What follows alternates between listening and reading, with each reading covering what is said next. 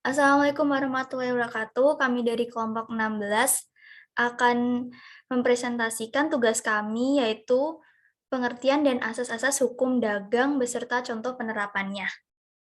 Dosen pengampu Bu Cekli Setia Pratiwi, SH, LLM, MCL, mata kuliah pengantar ilmu hukum, dan SHI. Next. Nama anggota kelompok kami yang pertama Ramadhani Aldila NIM belakang 180, lalu saya sendiri Aurora Ramadianis NIM 370, lalu Tita saya Ardiana 377, dan terakhir Nahda Awindia 389. Next.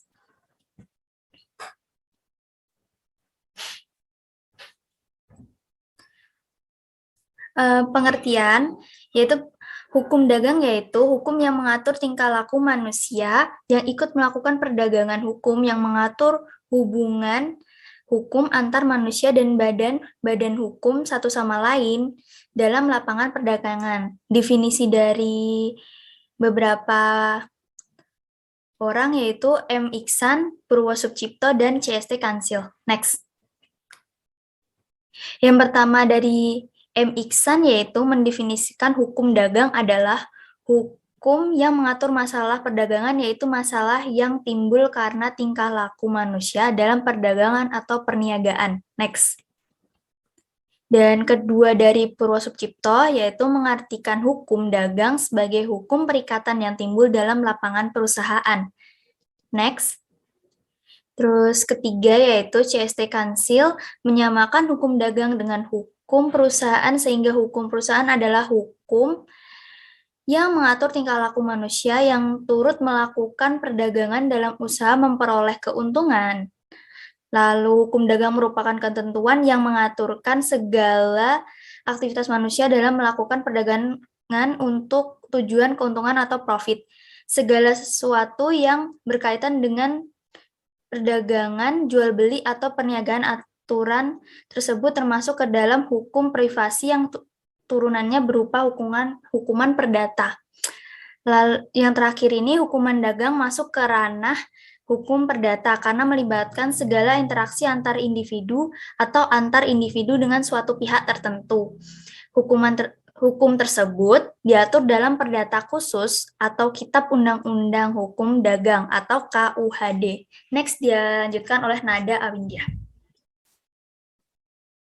Baik, terima kasih. Selanjutnya adalah asas-asas hukum dagang. Hukum dagang ialah hukum yang mengatur tingkah laku manusia yang turut melakukan perdagangan untuk memperoleh keuntungan, atau hukum yang mengatur hubungan hukum antara manusia dan badan-badan hukum satu sama lainnya dalam lapangan perdagangan. Terus sistem hukum perdagangan itu menurut arti dibagi menjadi dua, yaitu yang pertama tertulis dan tidak tertulis tentang aturan perdagangan. Next.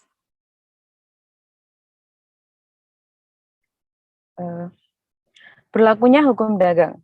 Sebelum tahun 1938, hukum dagang hanya mengikat para pedagang saja. Kemudian sejak tahun 1938, pengertian dari perdagangan mengalami perluasan.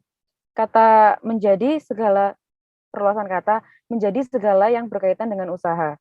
Jadi semenjak saat itulah hukum dagang diberlakukan. Bukan cuma untuk pedagang, melainkan juga untuk semua orang yang melakukan kegiatan usaha.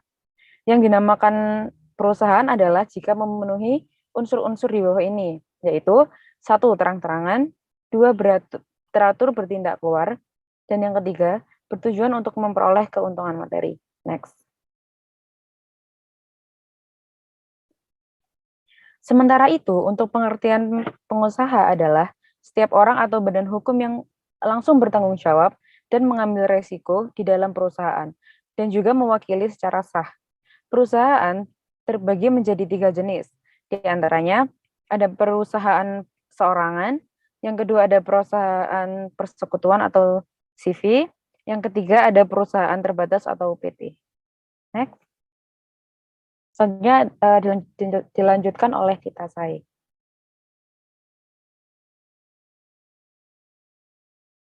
Kali ini saya akan menjelaskan mengenai sumber hukum dagang. 1. Hukum tertulis yang dikodifikasikan.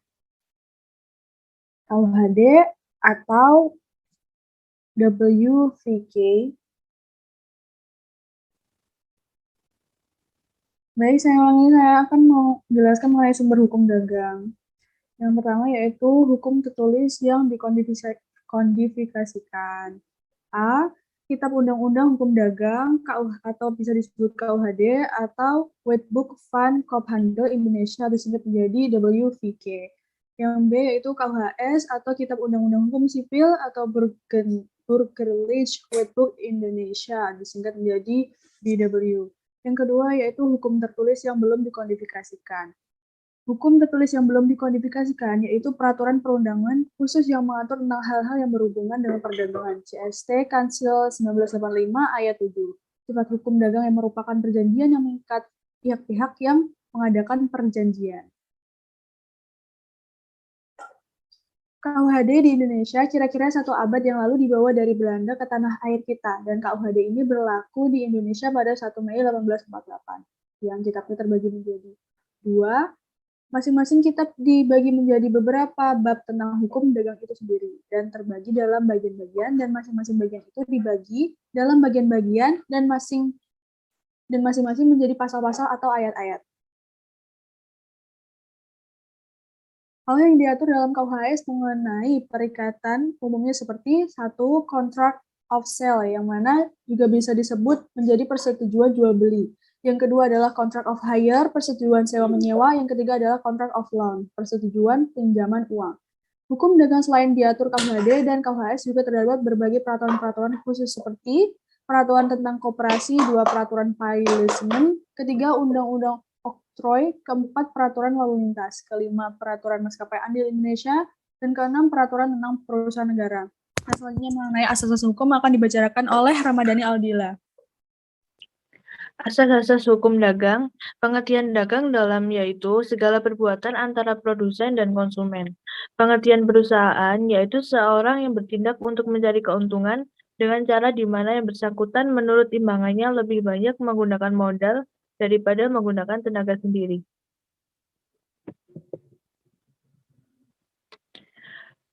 Dan pentingnya perusahaan yaitu 1.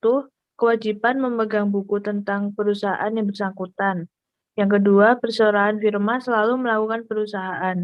Yang ketiga, pada umumnya suatu akte di bawah tangan yang berisi pengakuannya dari suatu pihak hanya mempunyai kekuatan pembuktian jika ditulis sendiri oleh si berhutang atau dibubuhi tanda persetujuan yang menyebutkan jumlah uang pinjaman. Keempat, barang siapa melakukan suatu perusahaan adalah seseorang pedagang dalam pengertian KUHD. Dan terakhir, siapa saja yang melakukan suatu perusahaan diwajibkan apabila diminta memperlibatkan buku-bukunya kepada pegawai jabatan pajak. Selanjutnya akan dibacakan oleh Tita Sai. Baik, contoh kasus dan penerapannya yaitu yang pertama, kasus hukum dagang berikut ini sebenarnya merupakan bagian dari hukum kepayilitan. Namun kepayilitan juga diatur dalam Kitab Undang-Undang Hukum Dagang. Berikut ini kasus hukum dagang pertama. Sebuah perusahaan punya utang kepada 3 kreditur. Perusahaan tersebut berjanji akan membayarnya sesuai perjanjian yang telah disepakati kepada ketiga kreditur tersebut. Setelah dilakukan beberapa kali penagihan hingga jatuh tempo, utang itu belum juga dilunasi oleh perusahaan itu. Dan kondisi seperti ini, bisakah perusahaan dipayilitkan? Penerapannya yaitu dalam pasal 1 angka 1 Undang-Undang Nomor 37 Tahun 2004 tentang kepayilitan dan penundaan kewajiban pembayaran utang disebutkan bahwa yang dimaksud dengan kepayilitan adalah sita umum atas semua kekayaan debitur pailit yang pengurusan dan pemberesannya dilakukan oleh kurator di bawah pengawasan hakim pengawas sebagaimana diatur dalam undang-undang. Permohonan pernyataan pailit dapat diajukan ke pengadilan niaga. Pengajuan itu harus memenuhi persyaratan sesuai dengan pasal 2 ayat 1 dan pasal 8 ayat 4 Undang-Undang Kepailitan. Ketentuan yang dimaksud dalam pasal tersebut secara umum dapat dijelaskan sebagai berikut. Debitur yang mempunyai 2 atau lebih kreditur dan tidak membayar lunas sedikitnya 1 hutang yang telah jatuh waktu dan dapat ditagih dinyatakan pailit dengan putusan pengadilan, baik atas permohonannya sendiri maupun atas permohonan 1 atau lebih krediturnya. Permohonan pernyataan pailit harus dikabulkan apabila terdapat fakta atau keadaan yang terbukti secara sederhana bahwa persyaratan untuk dinyatakan pailit telah terpenuhi. Undang-Undang Kepailitan juga mengatur syarat pengajuan pilot terhadap debitur-debitur tertentu sebagai berikut ini. Yang pertama, dalam hal debitur adalah bank. Permohonan pernyataan pilot hanya dapat diajukan oleh Bank Indonesia. Hanya Bank Indonesia saja. Kedua adalah dalam hal debitur adalah perusahaan efek, bursa efek, lembaga keriling dan penjaminan, lembaga penyimpanan dan penyelesaian permohonan pernyataan pilot hanya dalam diajukan oleh atau hanya dapat diajukan oleh Badan Pengawasan Pasar Modal. Tiga, dalam hal debitur adalah perusahaan asuransi, perusahaan reasuransi, dana pensiun, atau badan usaha milik negara BUMN yang bergerak di bidang kepentingan publik. Permohonan pernyataan pilot hanya dapat diajukan oleh Menteri Keuangan. Selanjutnya adalah kasus 2 yang akan dibacakan oleh Ramadhani Albila.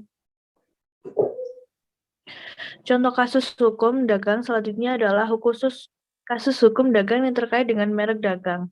Kasus hukum dagang 2. Seorang pengusaha menciptakan sebuah produk yang kemudian menjadi barang dagangannya. Desain logo untuk merek produk tersebut ternyata sama dengan desain merek sebuah perusahaan lain yang telah lebih dahulu ada dan terdaftar. Perbedaannya hanya terdapat pada nama produknya saja. Oleh karena itu, perusahaan yang telah lebih dahulu mendaftarkan itu merasa dirugikan karena logo mereknya ditiru dan menggugat pengusaha yang dianggap meniru. Bagaimana penyelesaiannya? Pada dasarnya, merek adalah tanda berupa gambar, susunan warna, nama, kata, huruf-huruf, angka-angka, atau kombinasi dari unsur-unsur tersebut yang memiliki pembeda dan digunakan dalam kegiatan perdagangan yang sama. Sedangkan merek dagang adalah merek barang yang digunakan pada barang yang perdagangan oleh seseorang atau beberapa orang secara bersama-sama, atau badan hukum untuk membedakan dengan barang sejenis lainnya. Maksudnya adalah barang yang termasuk dalam satu cabang industri atau satu cabang perdagangan yang sama. Terdapat beberapa ketentuan mengenai merek yang tidak diperbolehkan dalam pasal 6 Undang-Undang Nomor 15 Tahun 2001. Seperti 1. Merek orang lain yang sudah terdaftar terlebih dahulu untuk barang dan atau jasa yang sejenis. Kemudian, merek yang sudah terkenal milik pihak lain untuk barang dan jasa sejenis. Yang ketiga, indikasi geografis yang sudah terkenal. Maka dalam hal ini, pengusaha tersebut telah melanggar apa yang telah ditetapkan dalam Undang-Undang HAKI, yaitu telah membuat logo merek sama dengan logo perusahaan lain yang telah terdaftar. Walaupun terdapat pembedaan pada namanya, ini dapat dikategorikan sebagai merek sama pada pokoknya. Maka dalam hal ini, pengusaha tersebut telah melanggar hak cipta dan perusahaan yang lain tersebut berhak mendapatkan keadilan atau hak kekayaan intelektual yang dimilikinya. Perusahaan tersebut dapat menggugat pengusaha lainnya terkait dengan peniruan logo.